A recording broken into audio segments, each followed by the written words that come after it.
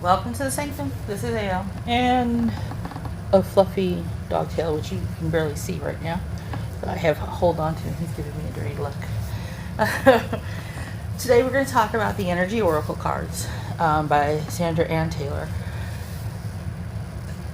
As you probably can tell from the book, this is a well-loved deck. The box itself is fairly... It's sturdy. It's got the cutouts on the sides, which makes it easier. But it's nice and wonderful. Now, this 53 card Oracle book,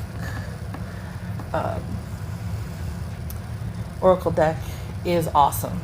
Now, I will be honest with you, it is actually one of my favorite Oracle decks to use for upbuilding and rebuilding people, for using in a when difficulties are happening in life. So what I want to do is I want to talk about this deck.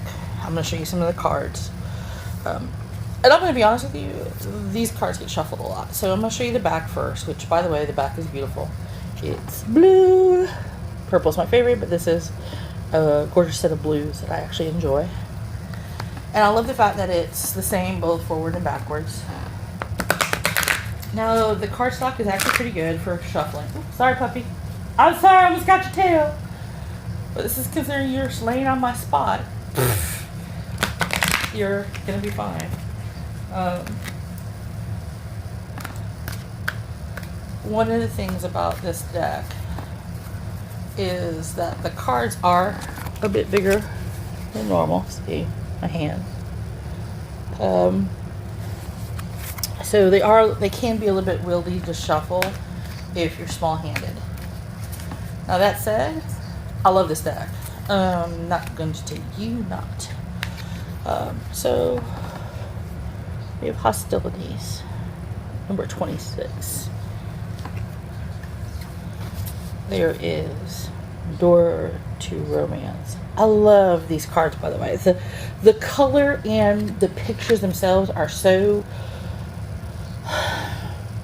They almost tell the actual meanings themselves. You almost don't need the guidebook. The guidebook is just like... gives you more oomph to your power. That's about what it does. The World.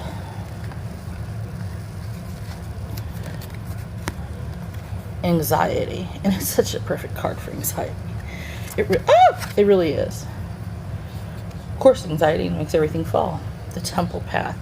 This is probably one of my favorite cards of all times in this deck. The Temple Path is actually one that whenever I've gotten it has always meant a spiritual rebirth for me, or a time to go back to basics. So it has really come into my life a lot of recent times. Appreciation. That's such a pretty card.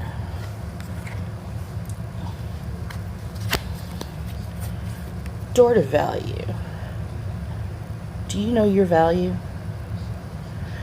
Reminds me of Peggy Carter from S.H.I.E.L.D. I know my value. I won't let anyone take that away. Envy. Patience. Man holding a coin. Notice it's an I Ching coin. Woman holding a heart. Angel of Strength. Victory. Adjacent Possibilities. Cornucopia. So, as you see, I mean, there are quite a few different looks, but they all have that same feel to it. It's congruent. It's very easy to read. You can do quite a few spreads with them. I've developed a few spreads of my own that I work with. And the nice thing about this is that she talks about here is that she talks about preparing for a reading. She talks about laying out the cards. how to use like a 3-card spread, a 1-card pull, 7-card cross, the 9-card spread, the road. It's just a series of cards in a row of 6 or 7, starting at the left and moving right, and then moving down to the next row. And you do this for 3 or more roads, and this represents the road that is the process and potential of your present life moving into the future. And as you go down the road, moving from one card to the next, you reveal specific information about your work, relationships, and your personal energy. So that particular spread I've re-imaged a bit, almost into like an S curve. I think I do it like with about 9 to 12 cards, which is actually pretty good. She does an invocation on there, and then the meaning of the cards, which the cards are there, they're in black and white, but the meanings actually go quite good. There's reversals, there's an affirmation for every card, which I think is actually kind of really wonderful on there. So it gives you the name of the card, the brief meaning, the upright meaning, the reversal, and then the affirmation. So I wanted to pick a card or two from here. We're going to do a couple of pulls. Just going to do, let's do a 2-card pull. We always talk about 1-card pull, 3-card pulls. We're going to do a 2-card pull this time, like almost like a yes/no kind of thing, but not quite. I usually do a 2-card pull when I have a question and I want to clarify it, a clarifier of some kind. So the question for this is going to be, what do we have to know between for ourselves for personal potential purposes between now and the end of the year? What do we need to know to make best of our potential between now and the end of the year? So I'll shuffle the deck. We're going to pick one card. Ooh, right here. Get stuck. Ooh, 3rd chakra. Archangel Shamuel upside down. And another card. Right here. Come out. You want to stay. Do it. Come out. Attachment. Ooh. Interesting. So, number 37 and number 5. So, 37. Upside down. It's about the emotions of desire and life force energy. When this card is reversed, it indicates a low ebb in your energy and possibly a lack of purpose. You have been feeling very fragmented lately, unable to rein in your scattered focus. Well, yes, actually I have. How'd you know? If this is the case, it's time to become more centered and single-minded. You can choose to bring greater sense of enthusiasm to your everyday life. Call for the assistance of Chamuel to help you harness your power and spin this dynamic center of life force expression. Gather up and direct your life force energy and bring an attitude of enthusiasm to both your goal and your daily life. And the affirmation is, my 3rd chakra is open to its perfect healthy state. I radiate a bright and vibrant life force energy. I feel excitement for all that I do. And just remember, because there's the coloring here, the 3rd chakra is your solar plex chakra. So it is the yellow. It is a yellow chakra. So that is why you see the yellow coloring in the background. Now we have number 5, which is attachment. Notice it's gray and it has, she's holding up like a mask. So we're going to look at that and see what that can mean for us in regards to this. Perceived need and the choice to let go. All right. I see where this is going. Hello. This is like, I've been making videos. I've basically been making a whole bunch in order to be able to get ready to prep them out for you guys because of timing. I've got a brand new work schedule, so my time is not always my own. And I've been so sick, so I'm trying to play catch up in a way.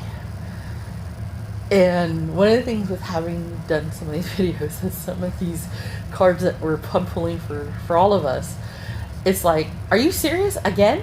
Are you serious? Again? It's like, yeah. So with this card, when I read it to you, if you've been watching the last few videos and you see this video, you're going to be like, no, really? Are you serious? Again? Because really, serious. Again. It says attachment, perceived need, and the choice to let go. In the upright position, this card reveals that your passage forward is being stopped by strong attachments to old patterns or people from the past. The chain at your wrist is bolted to fear from the past or desperation about the future. Although you may wear the mask of pretense or even contentment, you simply can't seem to go forward. Yeah, I'm going to hold back my comment on this one for a moment. The stuff that's keeping you stuck could be physical addictions, emotional patterns, or even old relationships. Are you living in fear, addicted to old unhealthy habits, or so desperate about the future that you can't be happy now? If so, the chains that bind you could be of your own making. This card is telling you that it's time to take the action you need to break out of your chains and move forward to an open, healthy, free, and authentically happy life. It may take some courage and effort to let go, but know that you are capable of doing it. Until you do, the difficult energy will just repeat itself, keeping you stuck. The affirmation reads, I release attachment and choose peace. I am strong, free, and able to choose what honors me. So, yeah.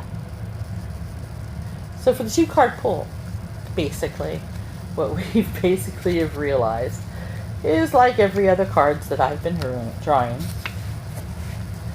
lately, have been about feeling fragmented, feeling weighed down by old stuff, old things that we have not let go, old things that we need to purge from our life, old belief systems, old people, old associations, basically things that keep us held back, things that don't let us grow, things that don't let us move forward. We need to move forward now. This is the time. We don't have the need for that stuff anymore. The stuff was great for when we needed it to be, but now we're done with it. It's time to let it go and be the people we need to be. That's what this is saying. And for some of you out there in particular, what I am seeing is specifically for Geminis, Libras, and Aries. I'm seeing that there are some issues that make you very angry and afraid, although you will deny the fear. You really truly either need to talk to somebody or seek help or something, because those issues that are in you are deep, they're old, and you really need to get them out. You need to really work on those. Others of us who also have the same issues, some of us have been working on them for a while, but we need to go back and redo that same process work again. But those 3 particularly, they've been kind of like working around them, sliding past them. Well, yeah, no, you can't be doing that no more. It's time to dig in, dig deep, remove them. I'll post the information where you can get the cards. I think I got mine on Amazon. It's a Hay House series, so of course it'll be on hayhouse.com. And I think they also have an app for the cards too, which is cool. So one thing I would recommend is, if you haven't ever tried these cards, try these cards. I think if you get a chance to actually sit and read the cards, or if you can look at them online, you will notice that the cards have just a feel to them that just makes you feel comfortable. I give these actually like a 9 out of 10. I use these a lot. This deck is like one of my all-time favorite decks of all time. So I highly recommend it. I highly recommend that you get the deck, use it daily. If you are into oracle cards and you want a deck that's easy to read, easy to use, and if you haven't gotten the Wisdom of the Oracle deck by Colette Baron Reed, this deck would be the other deck that I would say would be used as your go-to deck, as a first go-round beginner deck. The Wisdom of the Oracle deck is great for beginner or for advanced readers. This deck is so awesome for beginner readers. I can't begin to tell you. It's one of the very first that I started with. It is one of the few that, when in doubt, I go to. I'll pull it as a significator card. I will pull it as in regards to tarot. I have no problems using it as an extra card for any other reading I do. So yes, take advantage of it. It's worth it. So until next time, same Sanctum time, same Sanctum channel. Benedithian. Till later.